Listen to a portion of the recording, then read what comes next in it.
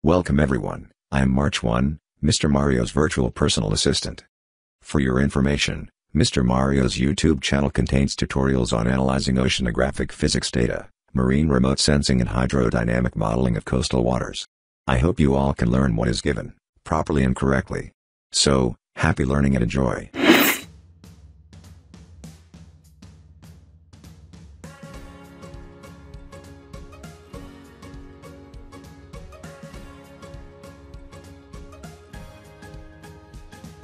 Oke, kali ini kita lanjutkan lagi masih di modul mengenai tutorial pembuatan model hidrodinamika untuk arus laut dalam bentuk 2 dimensi. Di part 2 ini kita akan saya akan menunjukkan bagaimana mengumpulkan salah satu dari sekian data yang digunakan untuk pembuatan model arus 2 dimensi.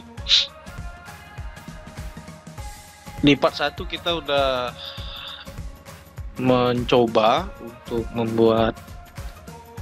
mengumpulkan data pasang surut sebagai salah satu data input atau masukan modelnya. Nah, kali ini di part kedua kita akan masih mengumpulkan data, tapi kali ini adalah data arah dan kecepatan angin. Nah, sama dengan data pasang surut, data angin ini kita bisa peroleh dari 3 cara juga. Yang pertama itu pengukuran langsung di lapangan, selain lebih valid dan bisa dijadikan sebagai data validator untuk verifikasi hasil model. Kemudian dapat dengan cara kita download dari web penyedia datanya. Dan yang terakhir, kalau pasang surut itu kan bisa dengan prediksi pasut dari softwarenya, dari mic-nya sendiri. Nah, kalau untuk yang data arah dan kecepatan angin, kita bisa gunakan data hasil perekaman milik instansi atau lembaga yang berada di bidang tersebut, seperti data klimatologinya BMKG. Seperti itu. Nah, jadi kalau di modul kali ini saya akan tunjukkan bagaimana caranya memperoleh data arah dan kecepatan angin dari proses download atau unduhan di web penyedia datanya. Nah, untuk web penyedia datanya sendiri itu ada bermacam-macam. Kalau dulu ada HMWF, web penyedia data klimatologi dan oceanografi. Sekarang ada yang familiar, itu biasanya pakai yang namanya Copernicus. Jadi sebenarnya Copernicus ini seperti penggabungan antara HMWF dengan salah satu atau beberapa web lain penyedia data juga. Dan menurut saya data yang di Copernicus ini jauh lebih bagus ya. Kenapa? Karena kalau waktu yang di HMWF itu data perekamannya untuk data angin umumnya itu menggunakan interval per 6 jam perekaman. Nah, kalau yang HMWF ini dia lebih kompleks. Bahkan ada datanya yang bisa perekaman interval per jam. Seperti itu. Dan perekaman data angin yang kita butuhkan biasanya untuk model itu yang perekaman angin per jam. Nah, itu jadi jauh lebih bagus untuk dipakai dalam pembuatan sebuah model hidrodinamika. Nah, kita akan masuk saja. Pertama, buka webnya. Ya, ini dia webnya. Ini linknya, nanti akan saya sertakan di deskripsi video modul yang kedua ini. Kemudian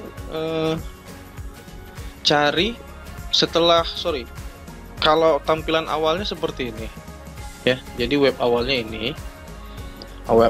ini, kemudian nanti kalau kawan-kawan belum punya akunnya atau sudah punya, nanti di sini ada menu login dan register.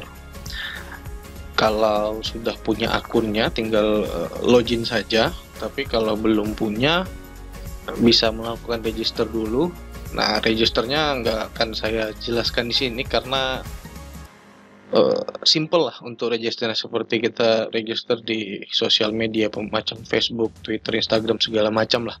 Ngisi data diri segala macam, email aktif, nanti akan dikirimkan link aktivasi, kemudian kawan-kawan sudah bisa mengakses data di sini. Seperti itu.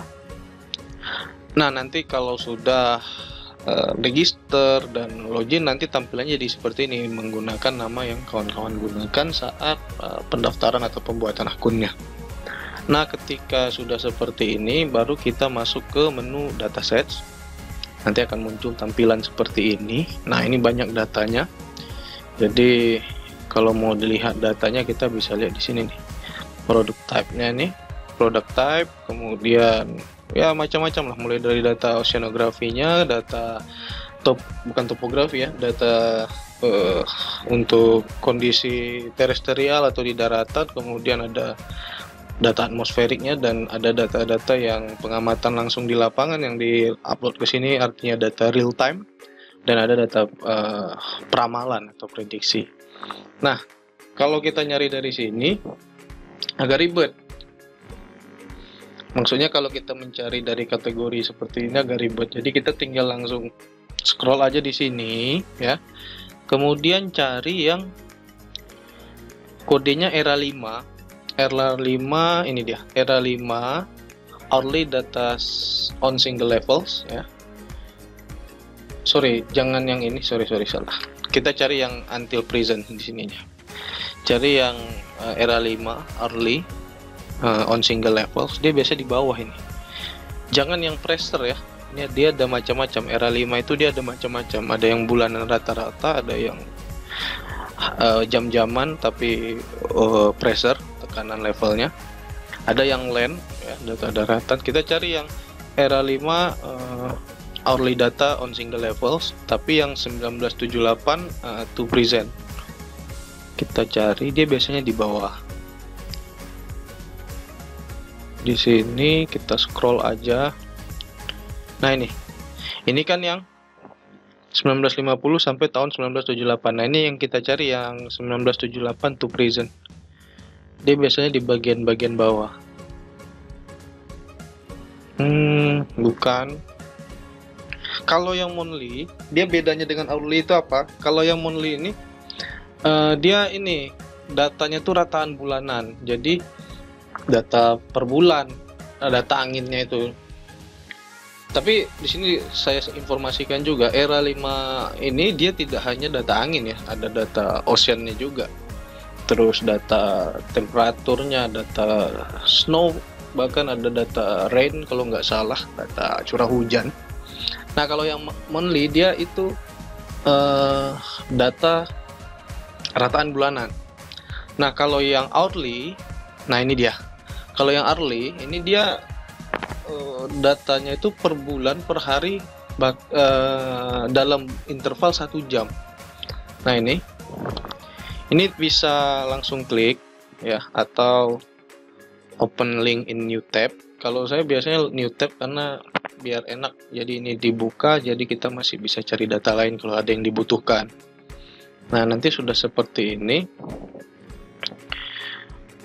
Satu lagi, kalau memang menggunakan laptop pribadi, biar nggak ribet mencari nama webnya ya, nama web ini, kita bookmark aja gitu.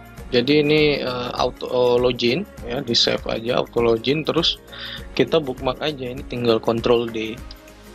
Nah, ini tinggal di bookmark, terserah mau kasih nama apa, misalnya Copernicus segala macam, nanti pilih done. Karena kalau saya udah bookmark gini, jadi kalau event ini di close, kita tinggal klik di sini. Nah, kita udah balik lagi nih, tinggal masuk ke dataset seperti itu. Oke, itu informasi tambahan aja. Nah, kita udah masuk ke sini, lalu kita nanti akan muncul tampilan seperti ini ya. Jadi di sini ada keterangannya, kita bisa baca. Ini previewnya. Dia data yang model seperti apa, dulunya ini data HMWF yang kemudian ini dia. Jadi web Copernicus ini sekarang Dulu dia berdiri sendiri nih tiga ini. Nah sekarang kayak jadi join dia ya, di join, atau sekarang jadi ada seperti tiga stasiun atau tiga lembaga yang dijadiin dalam satu lembaga besarnya lah, seperti itu. Ada Copernicus, HMWF, kemudian Climate Change Service. Nah ini ada dokumentasinya, kita tinggal bisa klik di sini, kita tinggal baca. Ini semacam papernya lah ada di sini. Nah ini overviewnya, kawan-kawan bisa baca tipe datanya yang seperti apa. Nah ini dia resolusi datanya. Kalau di HMWF dulu kita bisa pilih resolusi data. Kalau nggak salah di Copernicus ini kita bisa milih juga nih. Nah ini dia, ini tipe-tipe datanya. Mulai dari komponen angin yang ketinggian 100 meter, kemudian ketinggian 10 meter yang nanti akan kita gunakan. Kemudian ada yang pressure, ada yang temperatur, densitas udara, segala macam. Nah ini tinggal baca aja. Jadi nanti kalau misalnya butuh keterangan laporannya, sumber datanya ini kenapa menggunakan ini, nah deskripsinya bisa dibaca di sini. Tinggal dicari aja. Kemudian kalau kita udah masuk ke sini, kita tinggal pilih download data.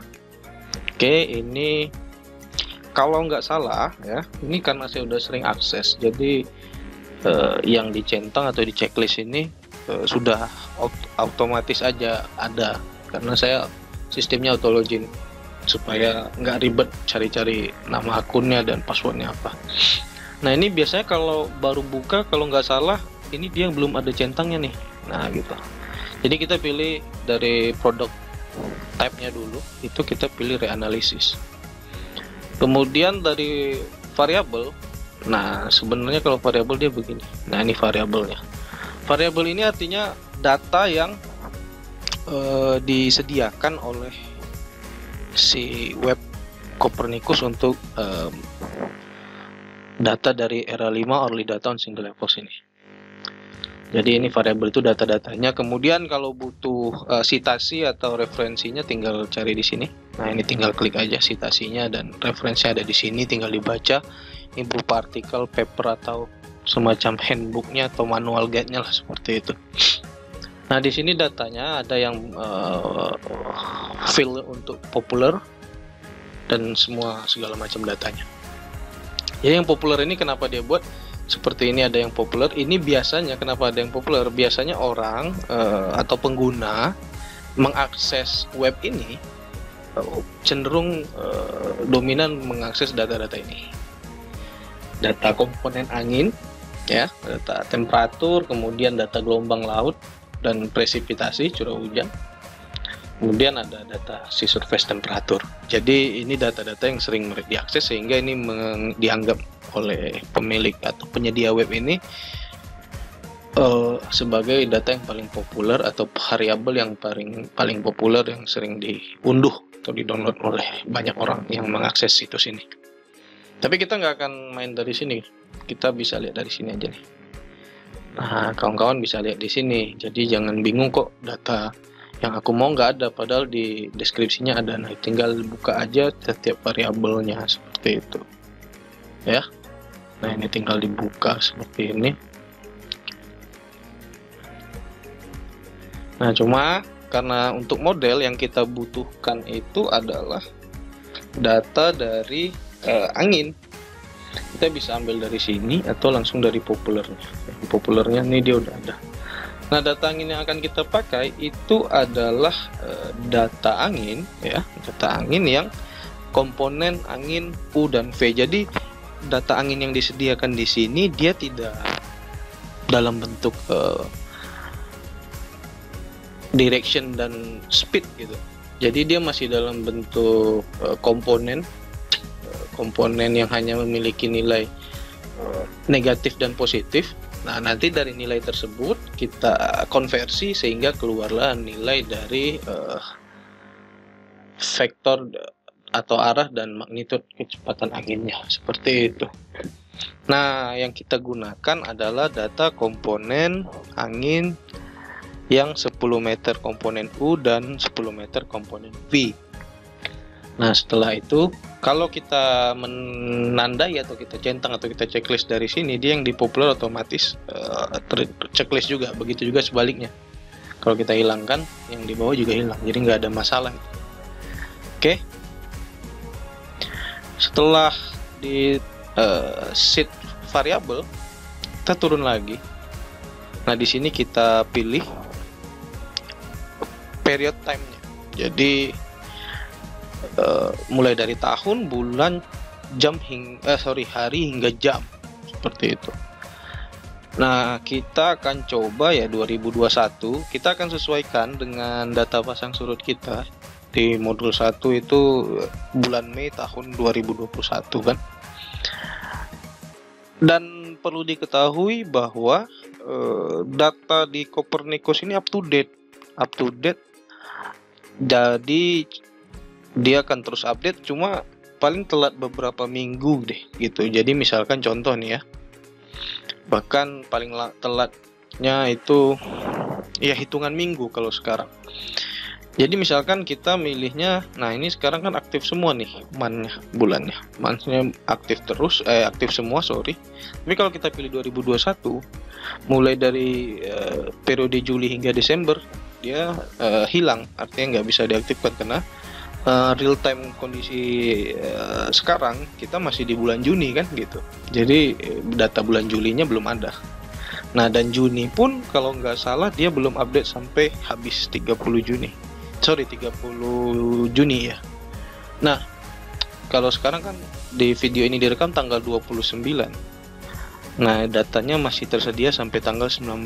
Artinya dia hanya telat atau update-nya mungkin 10 hari sekali ya. Soalnya ini sekarang tanggal 29 dan data yang tersedia baru sampai tanggal 19 Juni di tahun 2021. Nah, artinya ini cuma telat 10 hari dari data yang kita butuh dari waktu real time-nya. Jadi nggak ada masalah. Nah, kita butuhnya bulan Mei. Kemudian kita centang bulan Mei. Nah, saran saya kita samakan aja dengan data Pak kita butuh data 1 bulan. Jadi kita tinggal select all untuk harinya. Kemudian untuk waktu. Nah, kalau untuk waktu ini dia sediakan 24 jam. Tapi balik lagi kita butuhnya yang interval berapa jam. Kalau kita butuh yang interval 6 jam per 6 jam ya kita centang bagian sini aja nih. Nah, ini 1 hari nih nanti nih jadinya. Per 6 jam gitu. Nah, nanti kan jam 12 dini hari yang satu lagi itu udah berganti hari. Jadi dia interval per 6 jam. Nah, itu model datanya ECMF itu. ECMF itu dia per 6 jam. Jadi dari jam 12 malam, jam 6 pagi, 12 siang, jam 6 sore, kemudian lanjut ke jam 12 dini hari untuk tanggal berikut atau hari berikutnya. Nah, di sini lebih baik kita select all aja karena biar kita lebih banyak dapat data yang interval per jam. Jadi nanti pas kita mau buat modelnya, data anginnya nggak perlu kita cari lagi rataan per jamnya gitu. Kemudian di sini ada geographical area. Kita bisa pilih yang whole available region atau yang sub-region extraction. Nah, kalau yang sub-region extraction ini kita sudah tahu batas area yang mau kita modelkan seperti itu. Jadi tujuannya langsung di crop datanya di area yang mau kita modelkan. Hanya saja resikonya adalah kita tahu bahwa tadi sudah dijelaskan di awal di overview-nya, kita bisa lihat bahwa grid datanya itu selang 0,25 derajat kali 0,25 derajat. Dimana kalau nggak salah 1 derajat lintang itu jaraknya setiap 1 derajat lintang itu sekitar lebih kurang 96 km kalau nggak salah. Dan bujur itu 1 derajatnya berkisar kisaran lebih kurang 111 atau 101 derajat seperti itu. 111 derajat kalau nggak salah atau 101 derajat. 101 km atau 111 km 1 derajat bujur itu.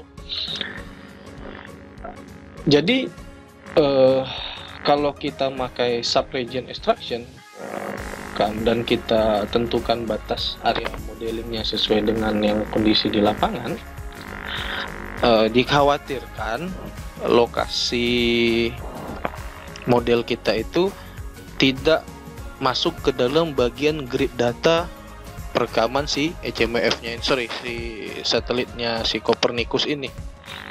Nah, takutnya nggak dapat kita datanya di situ. Jadi saya lebih sering gunakan whole available region. Biasanya data untuk grid area di sekitaran pantai, di pesisir, di teluk yang daerahnya sempit, yang banyak pulau-pulau kecilnya, biasanya titik gridnya nggak sampai ke situ. Cuma bedanya HMF dengan Copernicus adalah sekarang Copernicus dia whole area gitu. Jadi dia tidak hanya perairan titiknya ada, tapi titik di daratannya juga ada. Kalau dulu di HMF nggak semua datanya seperti itu. Nah, yang kedua, kalau kita pakai sub-region extraction, downloadnya jadi lebih cepat seperti itu. Karena dia kalau whole available region ini satu dunia nih yang di cover sama si Copernicusnya. Nah, ini kita akan coba yang whole available region. Kalau saya lebih suka download yang whole available region. Jadi saya punya data satu dunia untuk bulan yang sama, bulan yang kita pilih ini. Jadi nanti suatu saat butuh lagi datanya, nggak perlu download lagi, tinggal ambil data itu dan kita tinggal cari lokasi mana lagi yang mau kita buat modelnya. Dan nanti outputnya ini ada dua, kita bisa pakai grid yang model grid data atau yang bentuk netCDF ya. Jadi netCDF itu apa, tinggal googling aja, saya nggak akan jelaskan di sini. Nah, nanti kita bisa buka data ini langsung di ArcGIS atau di Ocean Data View ya. Jadi bisa buka di sana. Oke, kita akan pakai yang netCDF, kemudian kita submit form. Nah, ini dia masih masuk daftar antrian karena dia akan kalkulasi berapa kapasitas datanya. Biasanya 1 bulan untuk whole available region dengan interval per jam ini dia bisa, kalau nggak salah, ratusan MB, mungkin puluhan, ratusan, atau bahkan mungkin bisa 1 giga lebih kalau nggak salah. Jadi dia akan makan waktu lebih lama, cuma kita jadi punya banyak data dalam cakupan area yang jauh lebih luas seperti itu. Nah, ini akan saya skip dulu sampai size dari datanya ini muncul, karena kalau kita tunggu dia nggak tahu nih, dia bisa lama bisa cepat nih untuk mengeluarkan tombol downloadnya. Jadi nanti kalau udah keluar size-nya, queue ini nanti akan berubah statusnya jadi download atau available download gitu. Ini kita akan skip dulu videonya sampai menu downloadnya muncul. Nah, ini udah muncul status downloadnya. Jadi kalau bisa dilihat di sini, kalau kita ambil data dengan kategori seperti tadi, 1 bulan penuh per jam selama 1 bulan, total hanya data angin saja itu sampai 3,1 giga. Nah, ini kalau kita menggunakan whole available region. Nah, ini kita bisa langsung download. Ya, kalau yang pakai wifi di rumah atau di mana itu enak, tapi kalau yang tethering, aduh, ini menyakitkan untuk mendownload ini. Nah, jadi untuk mengatasi masalah ini, kita bisa dengan membuat tidak whole available region, tapi kita buat yang sub region extraction. Nah, ini kita bisa balik ke sini, kita tentukan sub region extractionnya. Nah, bagaimana cara tentukannya? Kita bisa lihat dari Ocean Data View ya, atau menggunakan ArcGIS misalkan, seperti itu ya. Jadi kita bisa pakai ArcGIS, bisa Ocean Data View. Nah, untuk di sini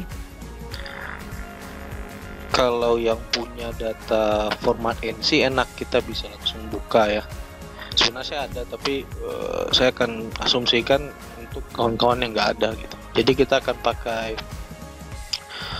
ArcGIS untuk membuka datanya, untuk melihat areanya, ya, untuk melihat areanya, dan kita akan tentukan region extraction, batas areanya. Oke. Kita buka dulu ArcGIS-nya. Di sini saya pakai ArcGIS 10.6. ArcGIS-nya bebas aja, mau versi berapa itu sama aja. Jadi mau yang 10.1, 9, 10 atau 10 versi berapa, bahkan yang versi lebih tinggi dari yang saya pakai pun nggak ada masalah, karena kita cuma butuh batas dari subregion extraction-nya. Itu. Oke, ini udah kebuka ArcGIS-nya. Nah, di sini saya akan pakai SHP dari Basemap Capri ya. Untuk SHP-nya kawan-kawan bisa download aja. SHP Indonesia yang mana aja. Kita cuman butuh regionnya saja. Jadi SHP apapun bisa dipakai. Kalau saya kebetulan karena daerahnya Capri dan saya ada punya Basemap Kepulauan Riau, jadi saya akan pakai itu. Oke.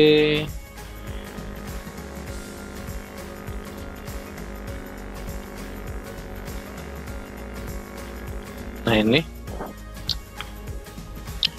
Kemudian saya akan scroll ke daerah sini. Jadi yang akan dimodelkan itu adalah bagian ini. Nah, kalau dilihat Capri ini dia daerahnya pulau-pulau kecil, jadi terkadang area-area yang sempit seperti ini titik perekaman dari data Copernicus itu nggak ada gitu. Jadi mau nggak mau region yang dibuat harus agak luas seperti itu. Kemudian saya akan buat areanya. Di sini saya akan, kalau bingung kita bukanya ini ya, ArcCatalog, bukanya ArcCatalog. Cuman saya udah save ke sini supaya lebih mudah kerjanya. Jadi buka ArcCatalog, nanti akan muncul ini, lalu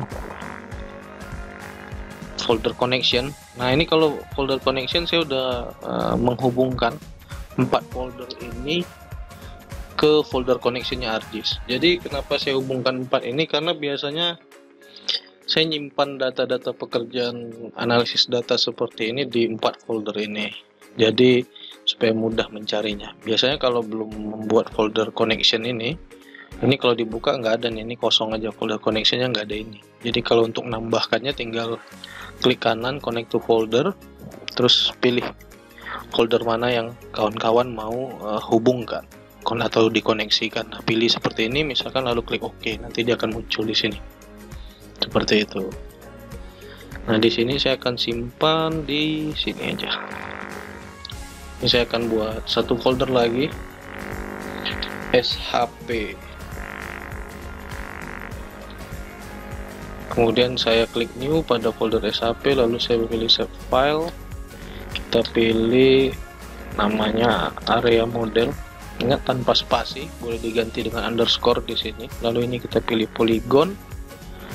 Edit description koordinatnya kita ambil, kalau di sini juga sama. Ini sama kasusnya kayak connection folder ini. Kalau baru dibuka dan kawan-kawan nggak ada menambahkan favorit, di favorit ini nggak ada description reference spasial ini. Jadi kita akan pakai WGS 1984, nyarinya di sini di Geographic Coordinate System, Word, lalu cari WGS 1984 yang ini.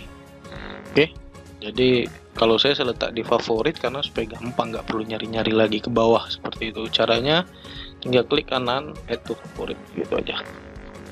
Kemudian kita pilih WGS 1984, lalu klik OK. Ini biarkan aja. Kita klik lagi OK. Nah, nanti akan muncul di sini. Kemudian kita pilih editor. Ya, kalau ini nggak ada editor di sini, klik aja di sini, klik kanan, kemudian pilih ini, centang editor, ini nanti akan muncul. Ini editor, lalu start editing. kita pilih area model. Nah, nanti kalau ada notifikasi, muncul notifikasi, pilih aja continue editing ya, jangan pilih stop editing. Continue atau continue editing seperti itu. Kemudian nanti akan muncul seperti ini, akan aktif toolbarnya. Kita pilih ini, create features. Kita pilih area model. Lalu kita pilih rectangle aja. Nah, kemudian karena yang mau dimodelkan itu areanya ada di sini. Tapi saya tidak akan ambil area ini, tapi saya akan buat lebih luas areanya. Nah, klik satu kali, saya akan buat sebesar ini kira-kira. Saya akan klik satu kali di sini supaya areanya lurus. Ini saya akan klik kanan, kemudian direction. Ini saya ganti ke 9. Kita ganti ke 0. 0, enter. Nah, nanti dia akan lurus nih. Nah, akan miring-miring perseginya. Saya akan buat kira-kira segini. Oke, klik kanan. Klik aja kalau udah. Kemudian start editor, kemudian stop editing, kita pilih yes. Nah, setelah ini jadi, kita klik kanan di area model tadi, lalu kita pilih properties. Nanti kita bisa lihat areanya dari batasan regionnya. Jadi nanti batasan ini yang kita masukkan ke web Copernicus tadi. Nah, ini kita bisa lihat di source ya. Nah, ini dia. Nilai ini yang kita ambil. Kita ambil batas atasnya dulu, topnya ini. Nilainya aja, nggak usah decimal degrees-nya, kode di belakangnya nggak usah diambil. Kemudian copy, masukkan ke sini, ya. Lalu kita balik lagi ke ArcGIS-nya, ini juga. Ini untuk batas baratnya. Lalu batas bawahnya untuk selatan dan batas kanan untuk timur. Ini kita copy juga. Nah, biar nggak ribet setiap mau download data kita harus buka ArcGIS. Ini kita bisa save. Kita buka aja di Notepad. Di sini boleh deh kita simpan. Nah, ini tinggal kita buat batas area, kita beri aja nama seperti itu. Utara, barat, selatan, timur. Nah, ini kita tinggal copy aja ini. Ini utara, kita letak di sini. Barat, selatan, timur. Oke, udah. Nah, seperti ini ya. Lalu kita submit form. Lakukan seperti yang di awal tadi. Kita tinggal tunggu. Kalau dengan area seperti itu, berapa kapasitas datanya? Tadi untuk mengumpulkan 3,1 GB ini butuh 5 menit menunggunya. Kalau yang area kecil tadi harusnya sih nggak lama, tapi ini tetap akan saya skip sampai tombol downloadnya muncul. Oke, ini kita bisa lihat udah cuma 2 menit ternyata, dan hanya 16 kilobyte, jadi jauh lebih ringan, tapi jumlah datanya sama, hanya saja dia tidak whole available region seperti itu. Nah, ini tinggal kita download, kita save di sini. Nah, ini kalau kalian download datanya banyak, ini namanya diganti ya, ganti namanya bisa, tapi .nc-nya atau .nc ini jangan dihilangkan, takutnya nanti datanya malah nggak bisa kebaca. Kemudian kita simpan di mana kita nyimpan data. Karena saya hanya gunakan contoh ini, jadi saya nggak akan rubah ini namanya, biarkan aja. Tapi kalau kawan-kawan butuh data yang banyak, misalnya 1 per bulan, silahkan aja ganti-ganti namanya. Tapi yang penting .nc-nya jangan hilang. Itu yang pertama. Yang selanjutnya, ini kita download dulu. Oke, udah. Selanjutnya, ketika kalian milih data di sini, ini bisa langsung kita pilih, misalnya butuh data 1 tahun penuh.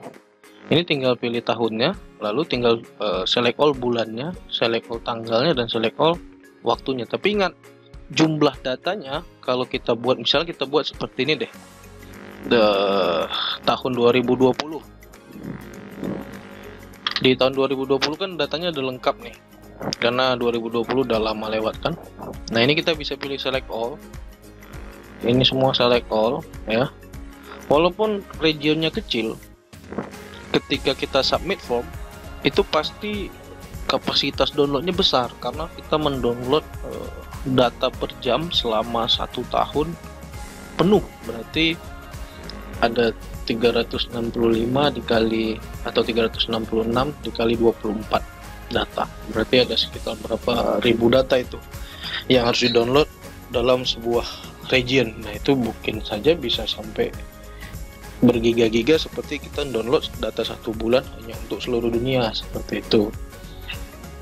Jadi dia tergantung lah. Cuman saran saya lebih bagus downloadnya per bulan. Selain dia lebih ringan, kenapa?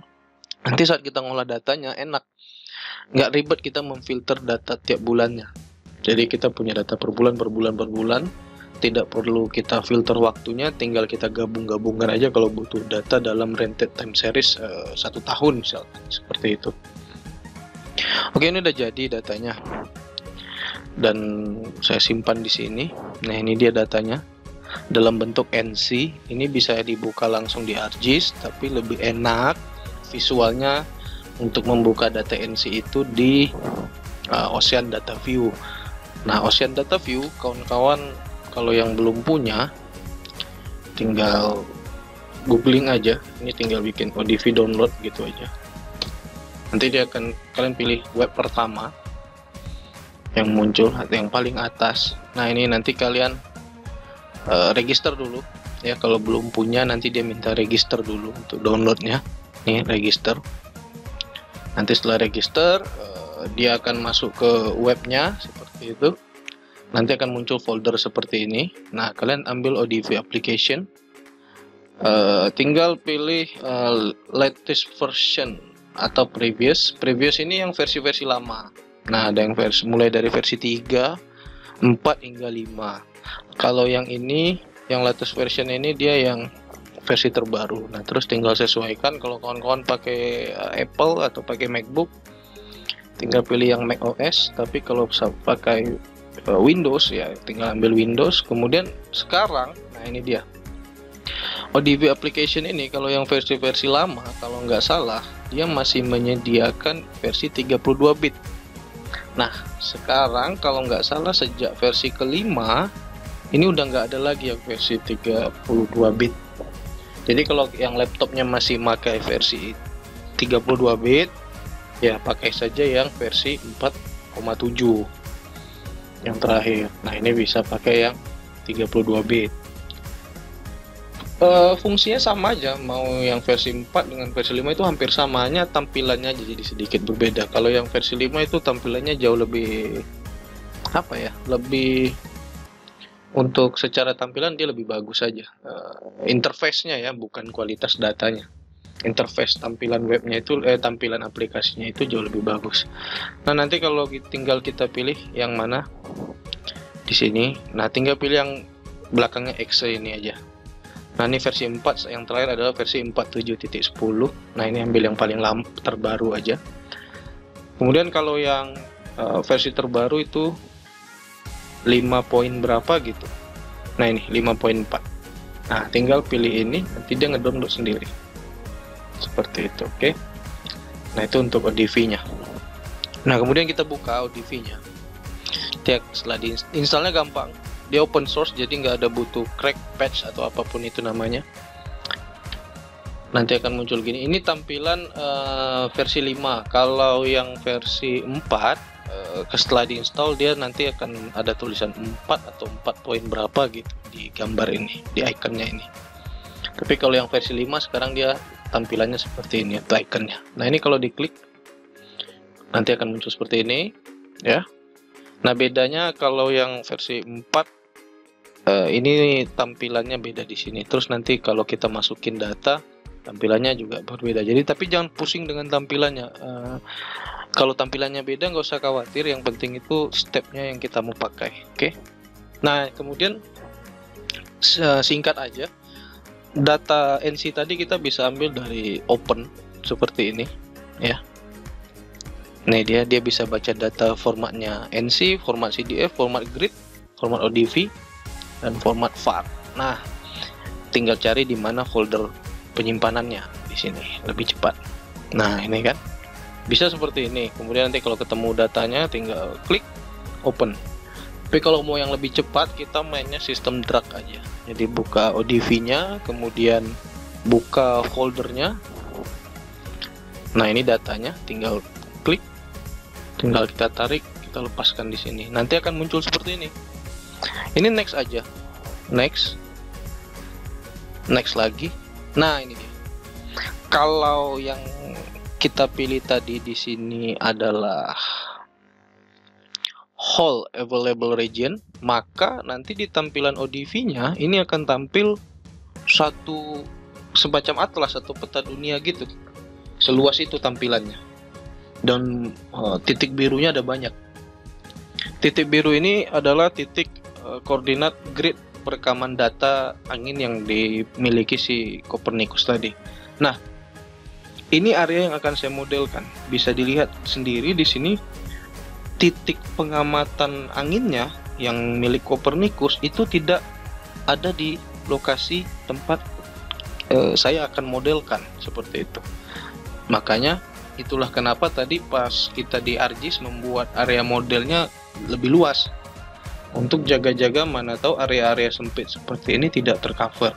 Nah kan di deskripsinya data di sini, di overview-nya kita bisa lihat ini 0,25 derajat kali 0,25 derajat ya untuk atmosfer.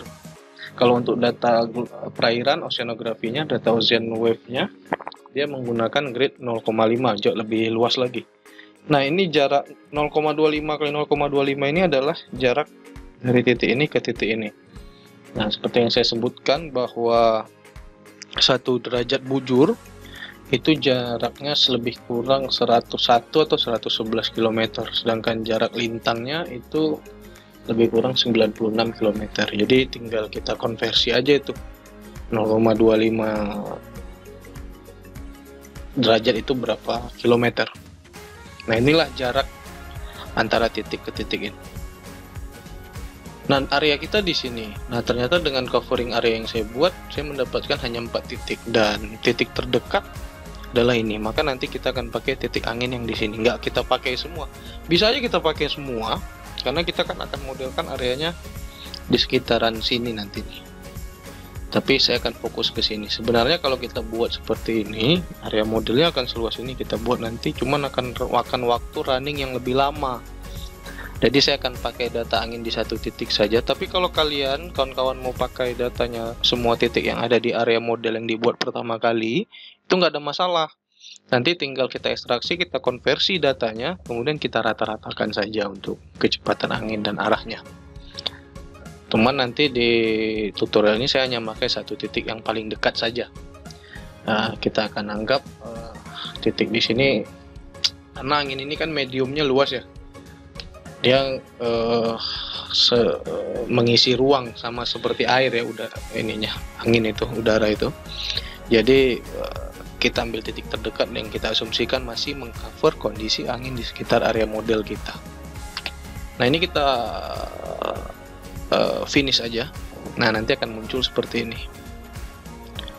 Ini titiknya. Kalau nggak kelihatan ini kita tinggal properties, lalu display stylenya kita besarkan 11 misalnya. Nih titiknya. Kalau masih kurang bisa buat ukuran besar lagi 25. Nah ini baru kelihatan kan 4 titik ini. Nah saya akan ambil hanya titik di sini. Jadi nanti kalau di Ocean Data View atau DV yang versi 4, tampilannya nggak kayak gini nih, tampilan barnya ini. nggak ada tampilan-tampilan kayak gini nih di Ocean Data View yang versi 4. Tapi nggak ada masalah, nggak usah pusingkan itu. Yang penting adalah cara kita mendapatkan data angin dari HMF ini. Nanti setelah seperti ini kita zoom ya, klik kanan di sini kan, klik kanan, zoom. Nah nanti ada nampak garis-garis merah ini, kita tinggal tarik gini ke sini, lalu kita klik di sini, klik 2 kali. Tujuannya apa? Agar nanti ketika kita ekspor datanya yang terekam cuman di titik ini aja. Tapi kalau kita nggak zoom, nggak kita zoom in, ketika kita ekstrak, 4 titik ini terekstrak. Sebenarnya nggak ada masalah juga seperti yang saya bilang tadi di awal ya. Karena bisa kita pakai kalau memang mau buat area modelnya seluas ini, ya kita tinggal pakai ini dan kita rata-ratakan nih kecepatan angin dari 4 titik ini beserta arahnya. Tapi karena saya cuma pengen pakai satu aja, maka saya akan zoom ke titik tersebut. Nah, zoomnya seberapa besar nggak ada ketentuan, yang penting titik yang kita mau tercover dan titik lain yang nggak kita perlukan nggak tercover, udah gitu aja. Jadi apakah karena area modelnya sampai bawah sini harus zoom ke sini? Nggak perlu. Kita yang penting titik ini tercover gitu loh. Dan titik yang tidak kita butuhkan di luar covering zoom kita. Kemudian kalau sudah, kita klik 2 kali. Kemudian kita pilih export station data ODV spreadsheet file. Nah ini tinggal kita ganti namanya data angin seperti itu, save. Ini biar aja, nggak usah kalau nggak sengaja kepilih begini ya, klik aja select all seperti itu, lalu klik OK. Nanti akan muncul seperti ini. Nah ini yang perlu dihilangkan atau yang nggak kita pilih adalah historinya, nggak usah. Data errors nggak usah, data errors nggak usah. Nah jadi 3 ini aja, supaya nanti kita ketika mau mindahin datanya enaknya di mana nanti dilihat setelah ini. Nah ini oke. Nah nanti akan muncul seperti ini, pekerjaan data angin txt. Oke. Nah saya nggak akan bahas tentang tampilan data di ODV ya, jadi ODV kita udah bisa close. Jadi ODV ini kayak perantara aja untuk mengekstrak data angin yang sudah kita download seperti itu. Ini data anginnya. Nah dia tampilannya seperti ini. Oke. Lalu cara bukanya bagaimana? Nah ini dia, kita tinggal buka Excel dulu ya, kita buka Excel.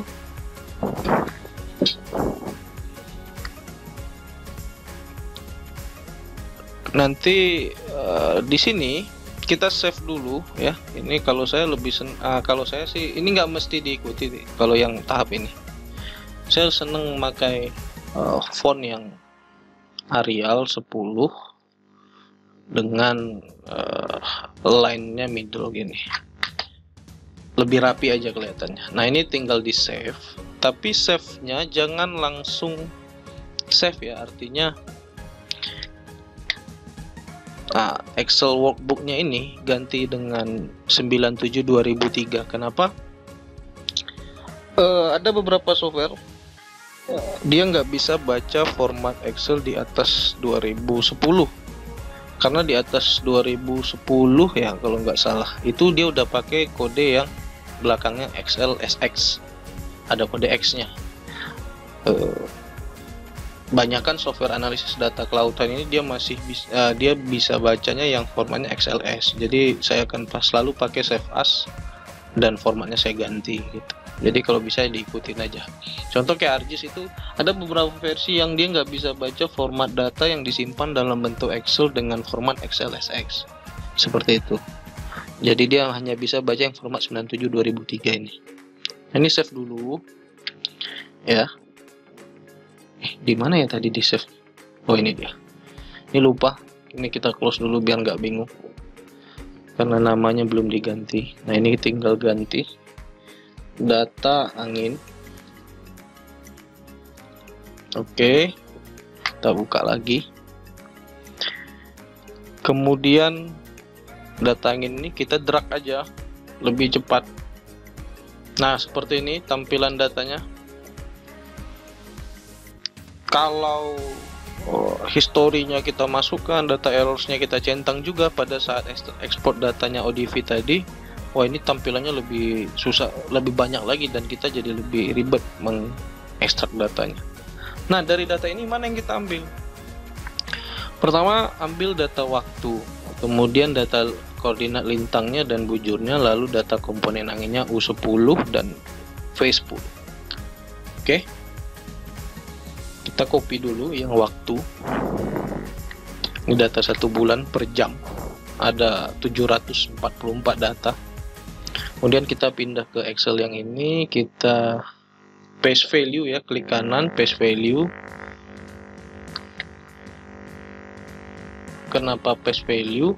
Nanti dijelaskan. Kalau nggak ada tombol paste value-nya di kanan ini, ya tinggal gini aja, pilih ini. Nah, cari yang ada 1, 2, 3 polos seperti ini. Oke, nah setelah seperti ini, jangan di lepas dulu kliknya. Kita pindah ke data. Ini datanya mau kita pisah antara tahun, bulan, tanggal, dan jamnya. Kita pilih text to column, delimited. Yang pertama kita lihat pemisah data-data ini terdiri dari, datanya ada data tahun, bulan, tanggal, dan jam sampai hitungan menit detiknya. Pertama, setiap data ini terpisah dengan tanda strip ya, atau kurang. Jadi kita klik di sini tanda kurang. Ini dulu. Next, finish. Nah, sekarang kita udah dapatkan data tahunnya berdiri sendiri. Data bulannya berdiri sendiri. Nah, sekarang data tanggal dan jamnya masih nyatu nih. Nah, ini kita akan pisahkan juga. Pertama, pilih di sini, lalu tahan Ctrl, tahan Shift, panah bawah supaya langsung select semua datanya. Jadi nggak perlu satu-satu, nggak perlu tuh tahan Shift satu gini, atau pakai tarik begini. Oh, lama. Kalau datanya cuma 10 enak, tapi kalau datanya sampai 700 capek juga. Jadi gitu. Kalau cuma 10-100 data ya masih enteng lah kita narik-narik begini. Tapi kalau datanya udah mendekati 1000, capek juga scroll ke bawahnya. Jadi cara cepatnya, pilih di kolom paling atas ini dari datanya, tahan Ctrl, tahan Shift, panah bawah ya, bukan pakai mouse. Kemudian pilih text to columns, delimited. Others ini kita ganti jadi huruf T besar, karena tadi dia kalau kita hilangkan, kita lihat di sini pemisahnya huruf T. Jadi kita pilih T besar, next, dan finish. Nah, sekarang kita sudah punya data tahun, bulan, tanggal, dan jam yang terpisah sendiri atau berdiri sendiri. Oke. Next, kita copy data bujur lintangnya. Kalau saya biasanya copy itu data bujurnya dulu, baru lintangnya. Bujurnya dulu, dan baru lintangnya. Oke. Paste value seperti biasa. Kenapa paste value? Nah, ini dia. Pertama begini. Agar formatnya tidak mengikuti format aslinya. Ini kan pakai Arial, sedangkan format bawaan itu Calibri. Nah, kalau saya paste langsung, ini kita copy misalnya ya, langsung Ctrl V gitu kan. Nah, formatnya Calibri. Nah, tadi repot lagi ngedit lagi font. Ini sebenarnya itu kalau untuk tampilan sih nggak ada masalah ya. Nah, yang jadi problem adalah ketika itu adalah rumus. Contoh, misalkan saya mau membuat data di kolom ini dikurangi data di sini, sama dengan ini kurang yang F. Data di kolom E dikurang data di kolom F. Oke. Dah. Kemudian saya mau pindahkan data ini ke sheet 2 misalnya ya, atau ke tabel lain, atau ke Excel yang lain. Kalau saya Ctrl C kemudian saya Ctrl V langsung, hasilnya seperti ini. Kenapa? Karena dia membawa formula yang kita pakai. Sementara kalau formula ini diterapkan, data di sini nggak ada seperti itu.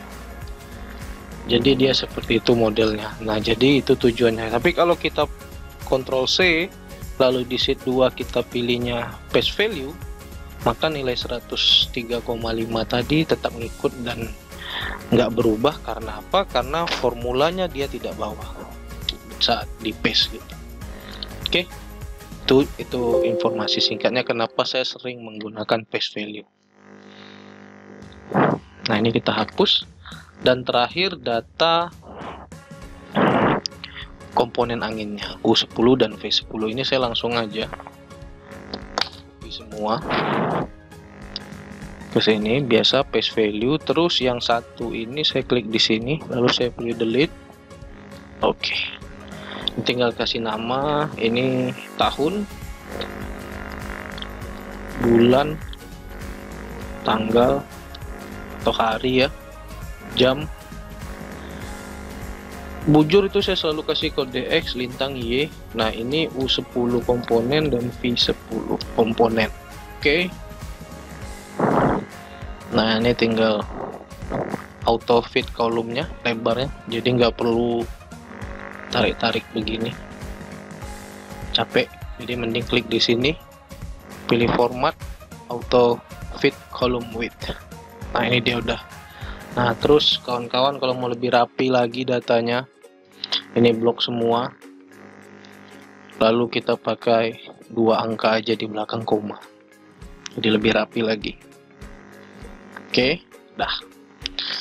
Nah, seperti ini untuk data angin. Jadi sampai sini dulu. Saya nggak akan untuk pre-processing, saya akan kumpulkan dulu semua datanya. Jadi nggak langsung kita pre-analisis. Kumpulkan data, nanti semua data modelnya tercukupi, baru kita analisis satu-satu mana data yang harus dianalisis terlebih dahulu. Seperti itu. Oke. Di part ketiga nanti adalah data batimetri. Ya, jadi kita udah punya 2 nih sekarang, data pasang surut dan data angin yang masih dalam bentuk komponen, belum dalam bentuk kecepatan dan arah. Selanjutnya nanti di part ketiga, di modul ketiga itu pengumpulan batimetri, dan terakhir bagaimana mendapatkan data garis pantainya.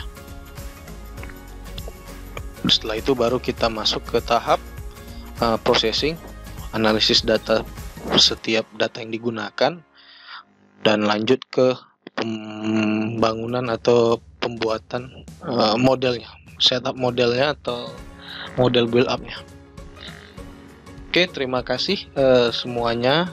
Semoga video ini membantu buat kawan-kawan yang sedang membutuhkan hal serupa seperti yang saya berikan di video ini. Dan mohon maaf kalau ada pertanyaan-pertanyaan yang di kolom komentar yang telat saya balas ya, karena saya nggak terlalu sering untuk ngecek komen itu, tapi selalu dibaca dan ketika saya baca dan itu perlu dibahas pasti saya balas. Maaf dengan kekurangan dari tutorial ini. Semoga ini bisa membantu. Selamat sore. Assalamualaikum warahmatullahi wabarakatuh.